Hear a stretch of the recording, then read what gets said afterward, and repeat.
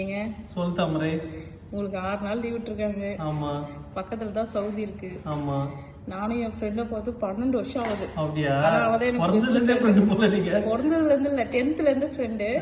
12th வந்து certificate வாங்கிட்டு 2 பேரும் மீட் பண்ணோம். அவ்வளவுதான். எந்த ஸ்கூல்ல படிச்சீங்க? Girls school.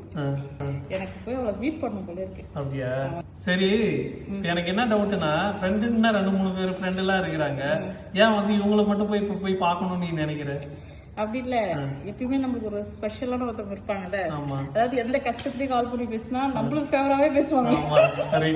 நீ ஒன்னும் அது எப்படி இருந்தா உன் ஃப்ரெண்டு, நீ ஒன்னும் கவலைப்படாது. உன் வீட்டுக்காரர் எல்லாம் ஒரு பிரச்சனை இல்லை, நான் பாத்துக்கிறேன். உங்க ஃப்ரெண்டு மட்டும் இல்ல, என் ஃப்ரெண்டு கூட சரி. ஒரு டைம் என் ஃப்ரெண்டு கிட்ட போய் சொல்ல போனேன் நான் என் குடும்ப கஷ்டத்தை. அதுக்கு முன்னாடி அவன் ஆரம்பிச்சிட்டான், மச்சி உனக்கு தெரியுமா மச்சி நான் சாப்பிட்டேன் 4 நாளா மச்சி. அப்படிதான் நினைச்சேன், நம்ம வீட்லயே பரவாயில்ல போல, நம்ம கதையை நம்ம சொல்ல வேண்டாம், ஸ்டாப் பண்ணிட்டேன் நான். ஆபத்தில் உதவுவனே உற்ற நண்பன் சொல்லி சொல்லுவாங்க தமிழ்ல. அது மாதிரி எப்படின்னா, நான் ஒரு முறை என்ன பண்ண முத பனைமரம் ஏற கத்துக்கிட்டேன்.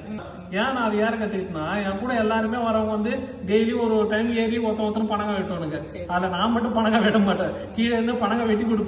இல்லைன்னா தூக்கி போய் எதுவுமே வைப்போம், பணங்க உலகத்துல பொறுக்கி எதுவுமே வைக்கிறது, இந்த எடுப்படி வேலை செய்வேன். பனைமரம் மட்டும் ஏற மாட்டேன் நான். சரி, இவனு என்ன சொல்றேன், நீ தானே யாருன்னு நினைக்கிட்டானுங்க. சரி, நான் என்ன பண்றது, நம்ம இது வந்துச்சுன்னு ஏறிட்டு பார்த்தோன்னா பனைமரத்துக்கு மேல வரைக்கும் ஏறிட்டேன். தடுமா ஏறி போய் பார்த்தா மேல பனைமரத்துல பார்த்தா பாம்பு வந்து தோல் உரிச்சு வச்சுக்குது பனைமரத்து மேல ஃபுல்லா.